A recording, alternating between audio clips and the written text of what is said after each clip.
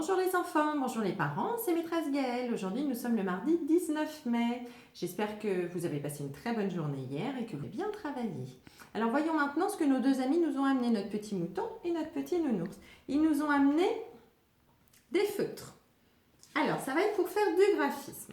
Donc hier nous avons fait les traits verticaux avec arrêt, mais nous avions mis des pics à brochette pour vraiment bloquer le feutre. Maintenant, nous allons faire un petit peu plus difficile. Donc, je vais avoir besoin de deux feuilles, deux couleurs. Si vous n'avez pas des feuilles de couleurs différentes, vous prenez une feuille blanche. Il faut surtout que le fond en dessous soit d'une autre couleur. Donc, vous pouvez prendre des sept-tables ou une nappe, n'importe. Vous faites une bande, mais pas trop large quand même. Et regardez, l'enfant va devoir partir du haut de la bande, descendre pour aller, hop, s'arrêter en bas. Du haut pour aller en bas. Voilà, il ne faut pas faire trop vite. Alors, vous pouvez changer de couleur si vous voulez à chaque fois.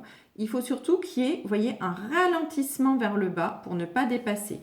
On part du haut vers le bas. On part bien du haut et on va bien jusqu'en bas. Voilà le travail en graphisme aujourd'hui.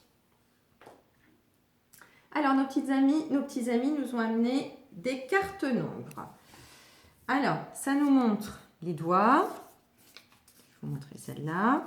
Ça nous montre aussi normalement des constellations. Voilà, je vous ai mis toutes ces petites cartes en lien dans le mail. Alors, avec ces petites cartes, vous allez faire de nouveau le jeu de Lucky Luke. Donc hier, on a fait avec les doigts. Maintenant, vous allez prendre les petites cartes, donc les papas et maman, et puis regardez, par exemple, on montre une petite carte rapidement et on la cache. Donc là, j'ai montré une petite carte où il y avait 2 points. On fait un autre essai. Je montre la petite carte des mains et je cache. Donc là, j'avais montré une petite carte où il y a 3 mains. Alors là, je vous l'ai fait de nouveau un petit peu rapidement. Je repose mes petites cartes. Maîtresse Aline vous a présenté le jeu dans une vidéo, donc je vous ai mis en lien dans le mail pour vous expliquer le jeu à faire un petit peu plus tranquillement.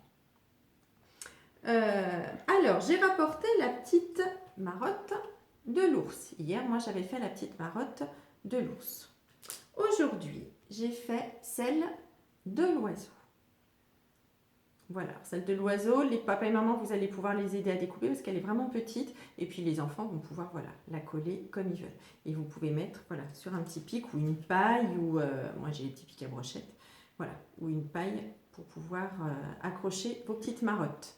Voilà, donc essayez de faire les deux. Parce que vous allez reprendre donc la vidéo de notre livre « Mon ami l'oiseau ». Vous allez couper le son de la vidéo. Et dans un premier temps, ça peut être les papas et mamans qui racontent l'histoire en même temps avec les petites marionnettes. Et vous faites dire... hop, je prends les deux. Et vous faites dire à votre enfant ce qui se passe. Sinon, votre enfant peut aussi vous raconter l'histoire en même temps que les images avec les petites marionnettes. C'est pour ça qu'il faut couper le son. C'est une histoire qui est quand même assez facile à raconter.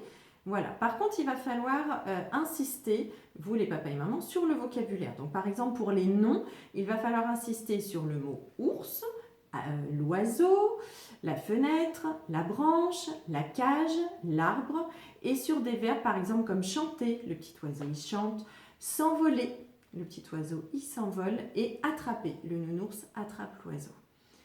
Entre chaque image, entre chaque page dans la vidéo, essayez de faire une pause pour que votre enfant ait vraiment le temps de raconter toute l'histoire. Parce que quand on lit une histoire, on va beaucoup plus vite, mais quand on la raconte, effectivement, c'est un petit peu plus long. Donc prenez bien ce temps-là avec les enfants. C'est tout pour notre histoire. Alors, nous allons continuer aujourd'hui le travail sur les bruits des gestes. Donc, aujourd'hui, c'est votre enfant qui va devoir mimer les gestes.